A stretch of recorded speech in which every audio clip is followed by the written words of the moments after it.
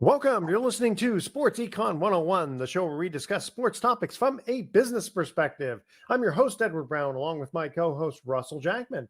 At each commercial break, we're going to ask a sports trivia question. And in honor of our guest today, the theme is the 2010-2011 Chicago Bulls.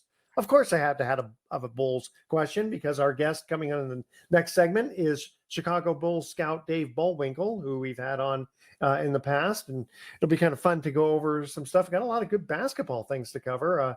Want to ask Dave about the Draymond Green suspension and about the Wizards and the Capitals potentially moving to Virginia due to crime.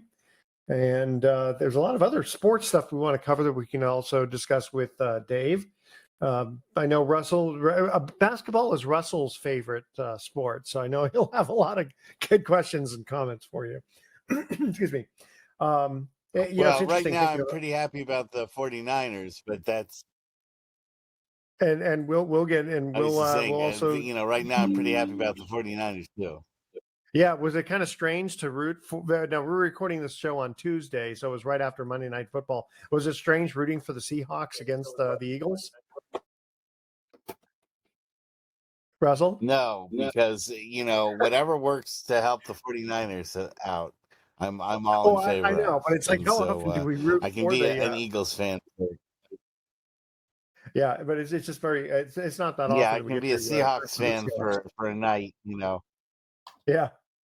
Heck, I rooted for the Cowboys a couple weeks ago. Yes, exactly. Also, one of the things we're going to ask Dave is the NCAA president calls for a new tier D1 where schools can pay athletes, which would be perfect question to ask Dave. All right, you are listening to Sports Econ 101. Don't touch that dial. When we come back, we're going to introduce our guest, Chicago Bulls scout Dave Bollwinkel. Don't touch that dial. We'll be right back. Welcome back to Sports Econ 101. I'm Edward Brown along with Russell Jackman. So we want to reintroduce our guest because he's been on the show before, Chicago Bulls scout Dave Bollwinkel. Dave, welcome back. Welcome back to Sports Econ 101. My privilege to be here. My pleasure. Thank you. So, hey, I want to first I want to ask you about this Draymond Green suspension. So, quote, suspended indefinitely, at least 3 weeks while undergoing counseling. And the game has changed quite a bit. I mean, I was thinking about how he flailed his arms and hit. Trying to remember who did he hit in the face? Nurkic, yes, exactly.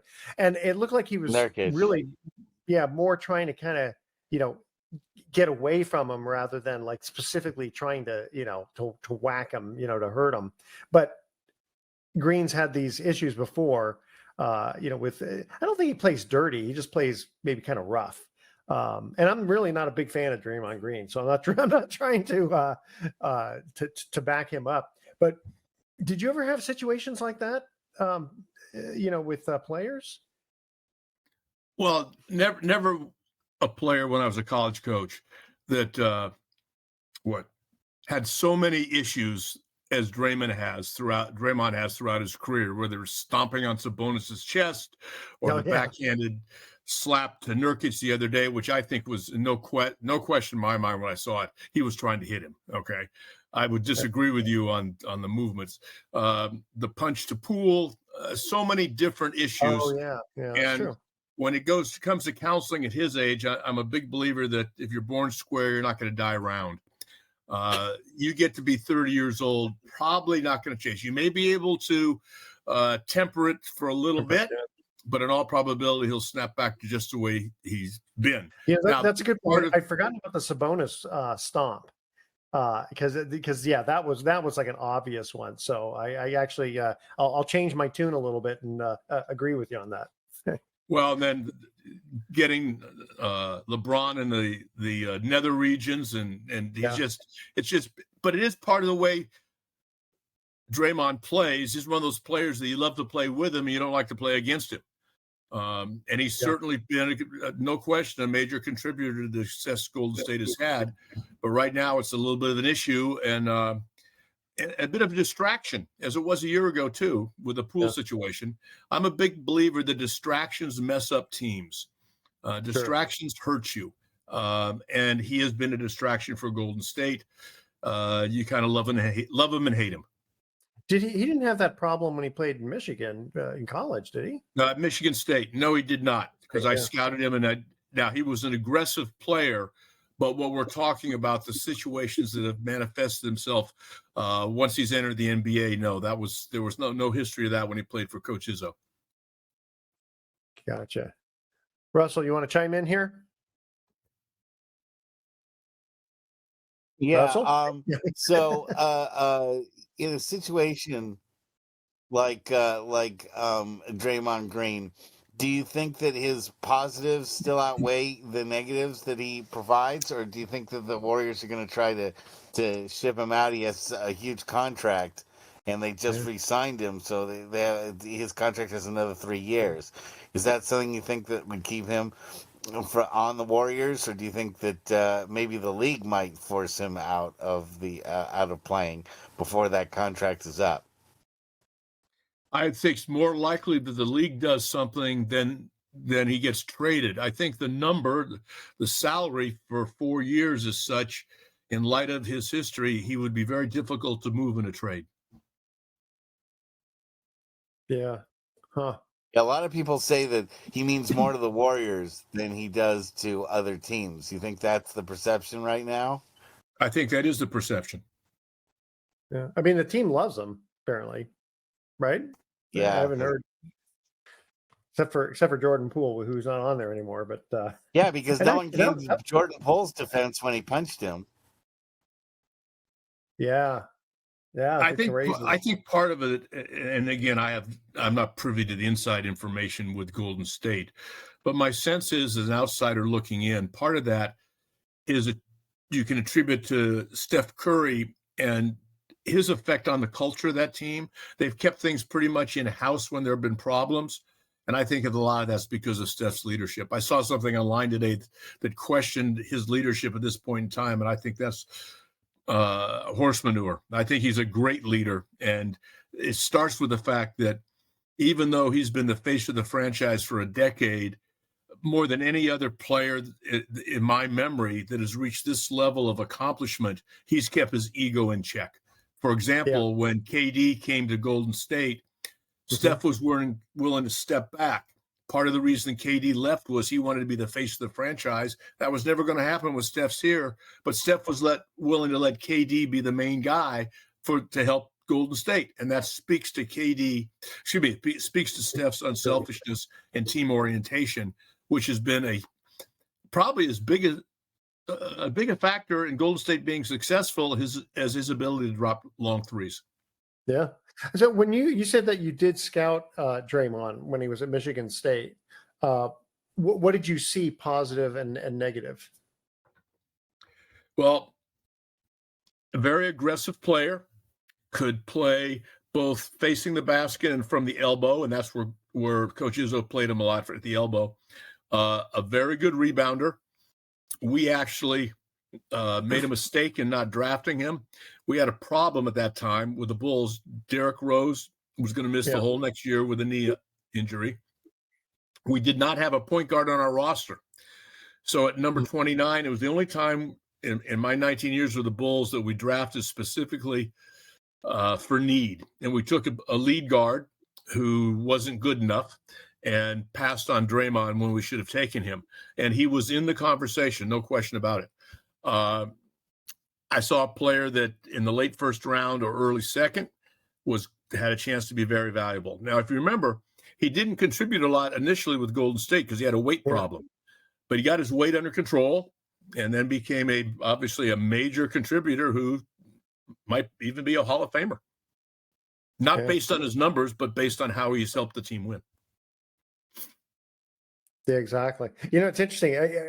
I actually like to watch him shoot 3-pointers.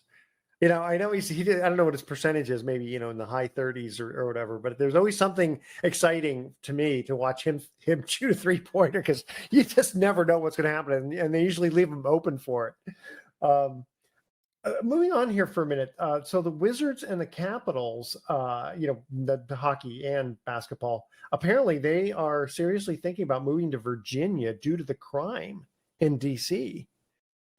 I mean, that's a major issue. Now, Virginia's not that far from DC. I don't know how far specifically. The only real crime right now involving the Wizards, the only real crime that's involving the Wizards is how they're playing basketball on the floor. Well, at least they're not as bad as the Pistons, right? Yeah, they're one game better. They're just about as bad as the Pistons. Yeah. Right now, the Wizards and just have almost as long a losing streak. Yeah, the Wizards are just happy the Spurs and the Pistons are in the league right now. Yeah. I know it's funny. It's like the Spurs, as soon as they got Wemby, you thought, okay, there but obviously you can see that it's not a one-man show. It is a team sport. Tell you what, guys. Okay, so we're going to go to our first trivia question here, and we're talking about the 2010-2011 Bulls, and hopefully, Dave, I don't put you on the spot too much, assuming that you would just know everything about everything regarding the 2010-2011 Bulls. But here we go. All right. In the 2010-2011 season, the Bulls wore, quote, XX patch in their season on their jerseys. What was the significance of the XX? So a lot of times, they might have a patch that might have, an owner, or excuse me, not an owner, but like, a player who died, or, Raccoon or whatever, as a sponsor. But what was the significance of XX? All right, stay with us. Sports Econ 101 will be right back. Don't touch that dial. Sorry about the delay, guys. I don't know why there's this long delay.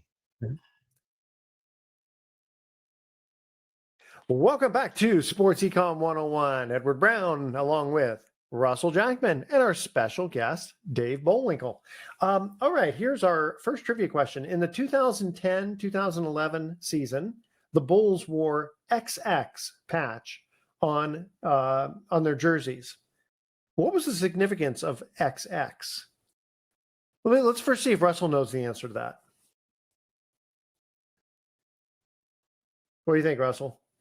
Did it have to do with no, I'm not sure. 20 years after their championship? I really can't. I have no idea. Yeah, that was the reason they wore XX, because it had been 20 years since the Bulls won their first title of their 6 championships.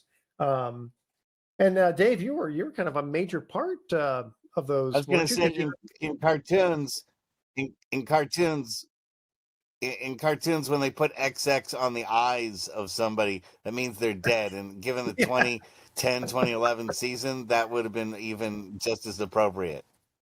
How did they do that year? I'm trying to remember. I got to tell you, I don't remember. Are you sure, Russell? They were terrible. In that year? Okay. Yeah, what was the record? It was not Russell, a good season. What was the record? Really. Do you remember what the record was? Oh, that I don't know, but I think they were probably in like the 30 to 35 win range.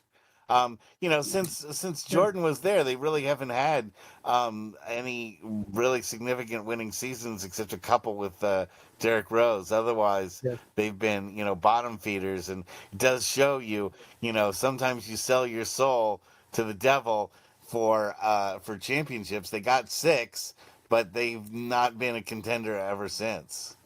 That's been a long time. Russell, you're mistaken on that, because in that middle of the time when we had Tom as the head coach, we were 62-20 one year, the best record in the NBA.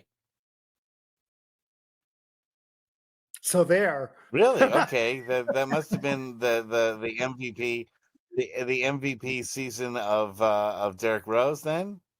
I am not sure. Probably. Is that the one season of Derrick Rose? Yeah. We were just on the verge. Right after that, he got hurt, and he was. Yeah, he injured his knee 3 years in a row. We were just on the verge of being very good. We had Luol Deng at one forward, and we had Jimmy Butler and Joakim Noah in the post, and Taj Gibson. We were very good. But unfortunately, Derek got hurt 3 years in a row, and some other players got a little bit older. Luol wanted a bigger contract and went as a free agent. So those things happened.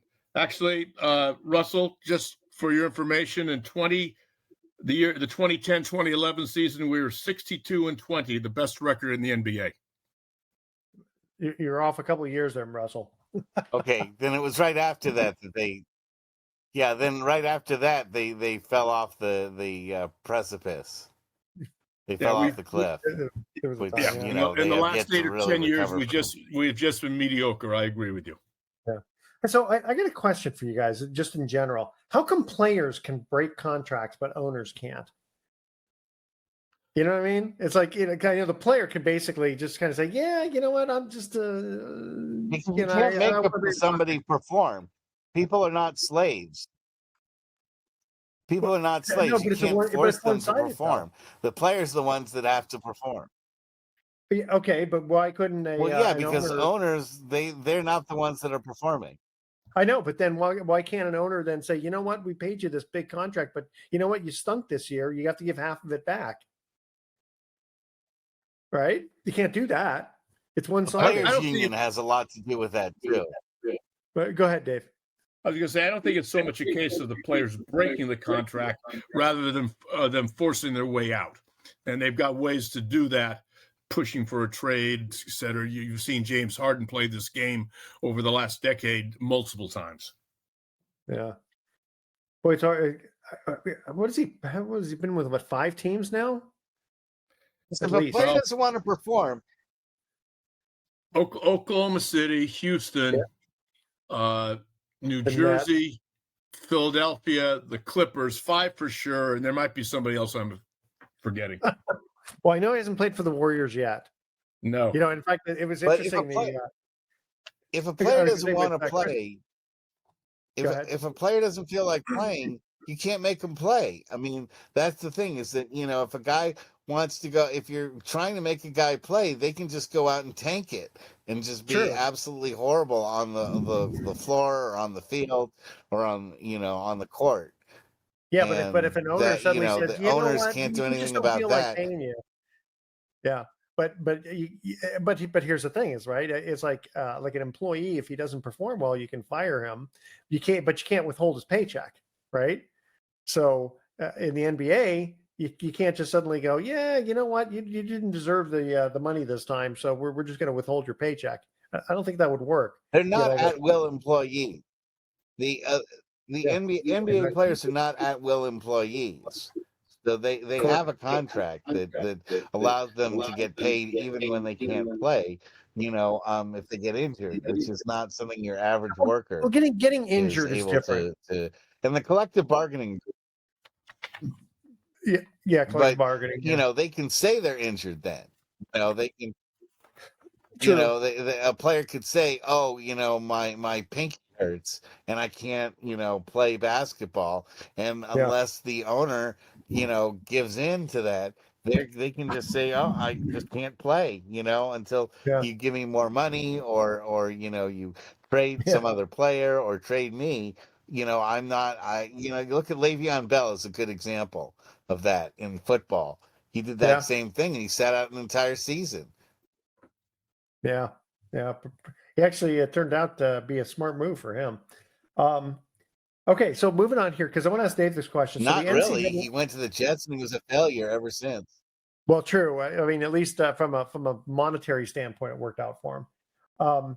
So, Dave, the NCAA president is calling for a new tier of D1 schools. D1 where schools can pay athletes. What do you think about that? I think the NCAA has messed up college athletics to the point where it's become unwatchable and unbearable. I said this a long time ago when I was a young assistant at Oregon in the late 70s. At that point, you could call the NCAA for an enforcement question. So the other assistant at Oregon and I, a guy named Jim O'Brien, being a long-time head coach in the NBA, Obi and I called the NCAA, each of us separately, at the same moment, got 2 different enforcement officers, asked the exact same question, and got 2 answers 180 degrees from each other. The NCAA has an impossible task and has been doing a poor job at it forever. Now, why are we in this problem now? The O'Bannon situation, for some reason, they thought Emmert, who was then the president of the NCAA, thought they were going to win that. They were never going to win that case. The NCAA didn't get out in front of the whole thing dealing with name, image, and likeness. And now it's put college athletics at the precipice of disappearing. And it's really a shame. And now you've got a guy trying to salvage the situation, having different tiers of payment and so forth.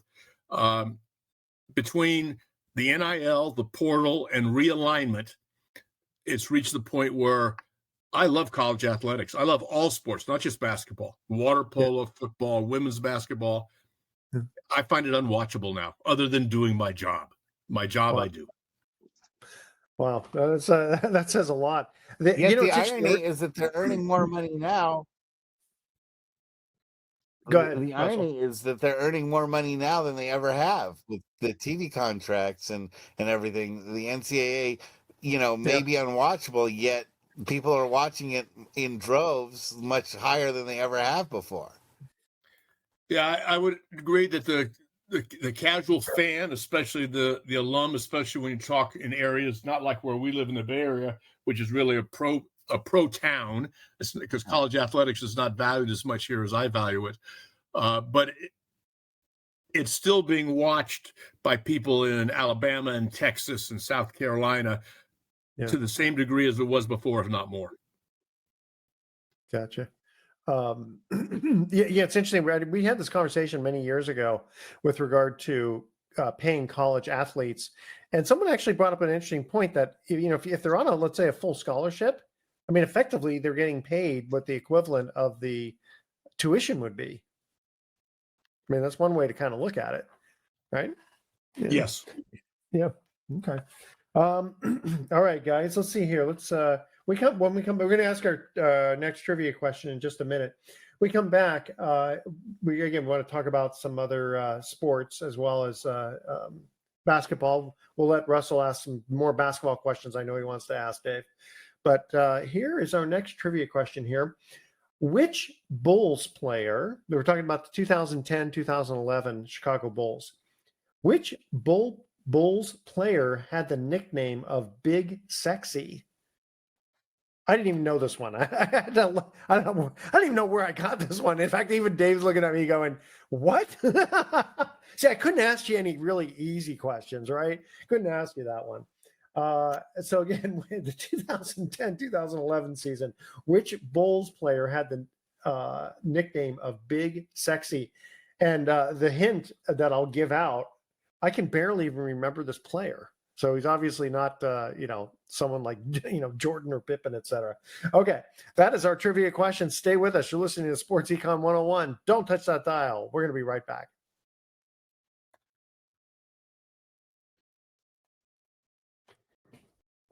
Welcome back to Sports Econ 101. One more time, I'm Edward Brown, your host, along with Russell Jackman, and our special guest is Chicago Bulls scout Dave Bollwinkel. All right, second trivia question. Which Bulls player had the nickname Big Sexy? Talking about the 2010-2011 season. Anyone? Well, I'm looking at the roster right now. Okay. Noah, I don't know. No. And I'm going to guess Carlos Boozer. No. Kurt Thomas. Kurt Thomas. I'm trying to. I can barely remember him. Played at TCU. He was at the end of his career. I don't remember him being sexy at all. Well, maybe that's just one man's opinion. Oh yeah, I don't even know who would have named him that. Wasn't mine. Like. What's that? Okay. Yeah. I tell you, before we move on to other sports, when I think of actually, let me ask Dave this question, because we started to touch on this last week and we didn't get enough to do it. Now this is more of a football / lacrosse question. Alabama quarterback Tyler Buckner is transferring out to play lacrosse next year. Have you ever had a situation where you recruited someone for basketball and then suddenly they just said, "Nah, you know what? I want to play baseball instead," or lacrosse or water polo? That's a really good question. I don't remember in my 25 years coaching in college, a player that we recruited that left to play another sport. No, I don't. But we certainly know that sometimes, especially now, because some of the what were one time referred to as the Olympic sports are gaining more attention, and certainly lacrosse is a good one. My question for you is, Edward, where is he transferring to? Is it a lacrosse power like Maryland or Johns Hopkins? I don't, I don't know. Is it possible he'll stay at Alabama? I don't know if Alabama even has a lacrosse program. Yeah, I'm not sure. It just says transferring. I just have just a quick little snippet of transferring out, and yeah, maybe he's going to another. I'd have to look it up.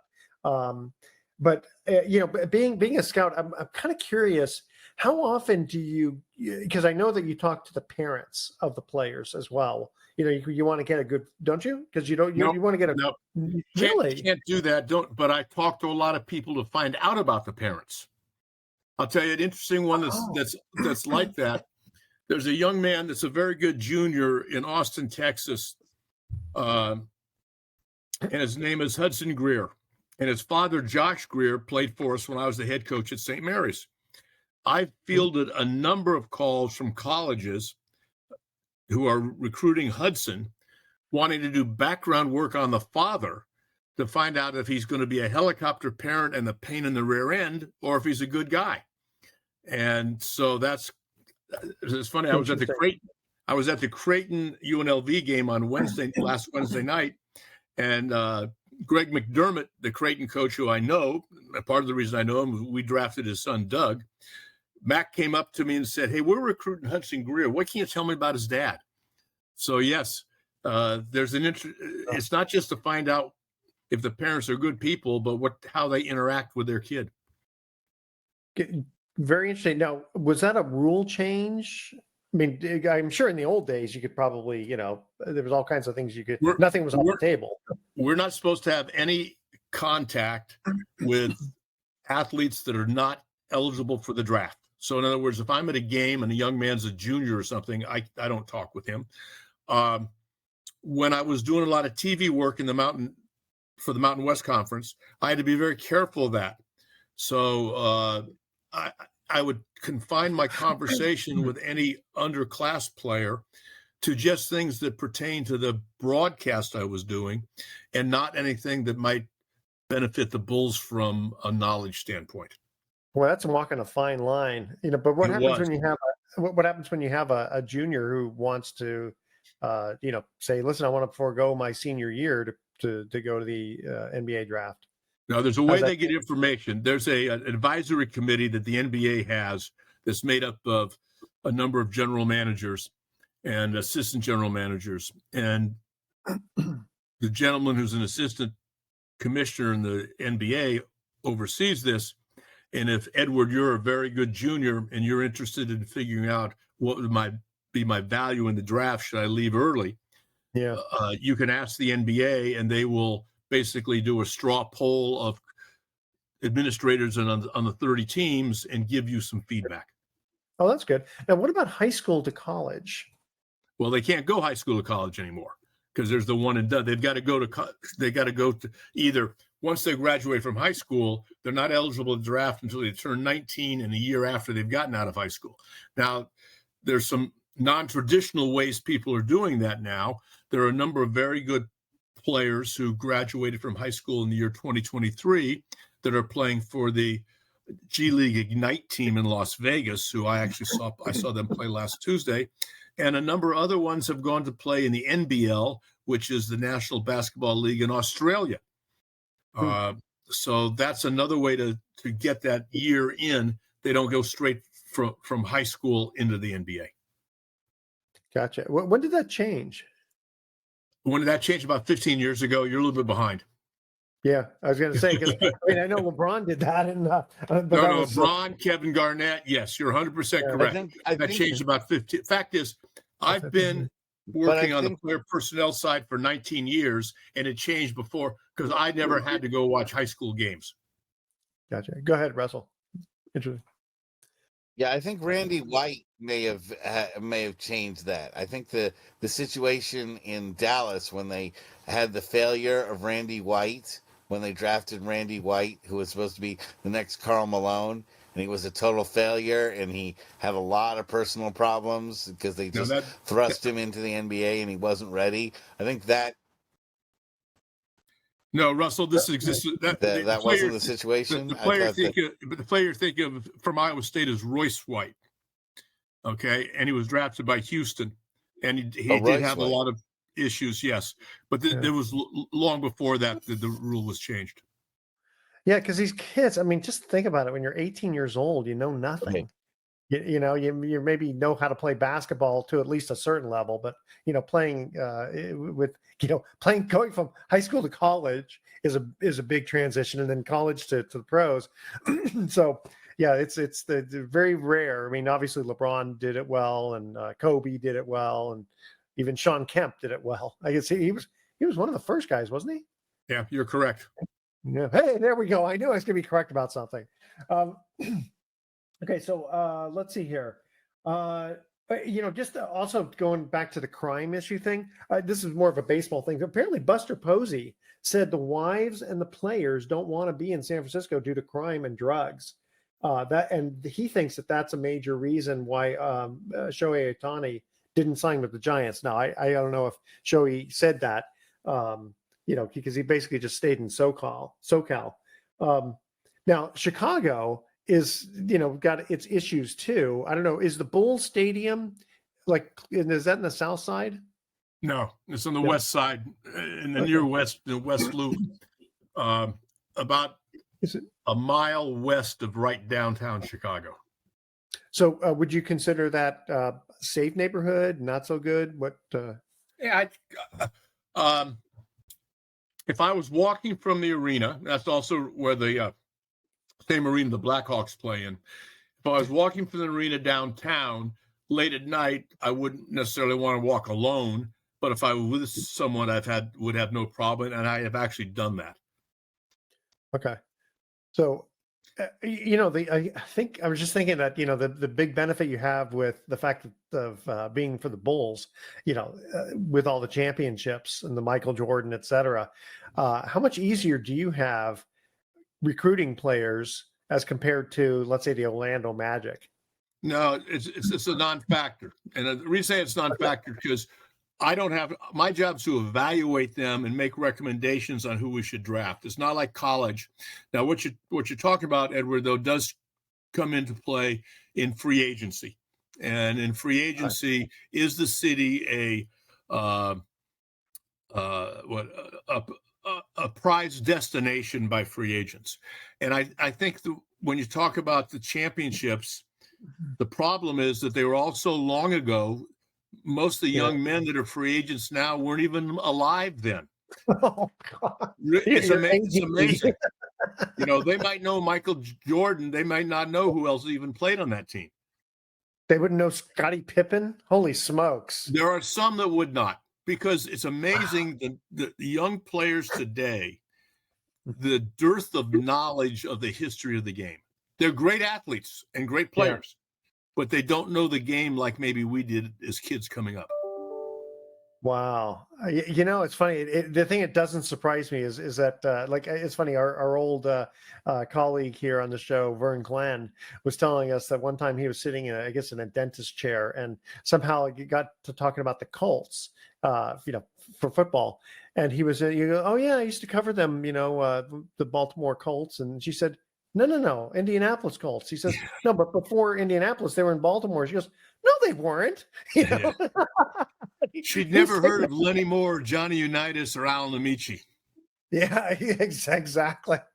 Yeah, Johnny Unitas was one of my favorite players back in the old days. That was when Russell was just a child, right, Russell? I'm not even sure.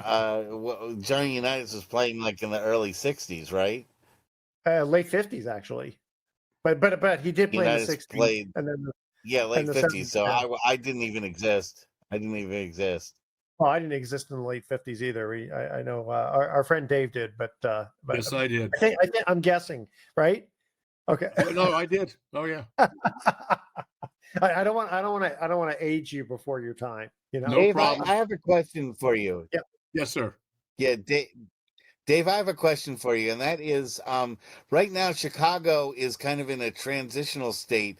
There's a lot of talk that they're going to get rid of a lot of players, or that there's talk that they want to get rid of Zach. They want to get rid of Vucevic, and they're talking about getting rid of maybe a couple other players. Do you think Chicago is going to pull the trigger on that, or do you think that they're going to try to ride it out and just add a couple more players to the roster and see if they can make a playoff run? Because they've been short so much recently and haven't been contenders for anything significant. What do you think the odds are that they're going to basically blow up the clown and start over again? Well, that's above my pay grade. All right, I don't make those decisions, and I really don't know.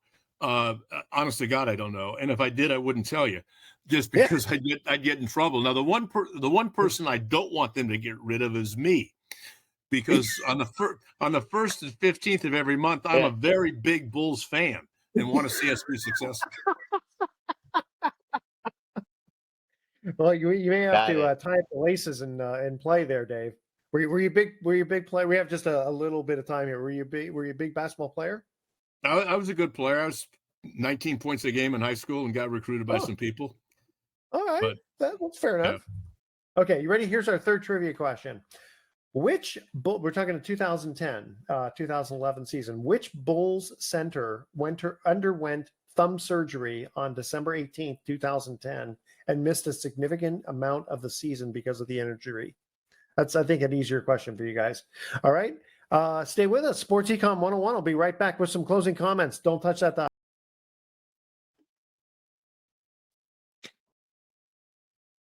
Welcome back to Sports Econ 101. Last time for today, I'm Edward Brown, your host, along with Russell Jackman and our special guest, Chicago Bulls scout Dave Bollwinkel. And our third trivia question is, which Bulls center underwent thumb surgery on December 18th, 2010, and missed a significant amount of the season because of the injury?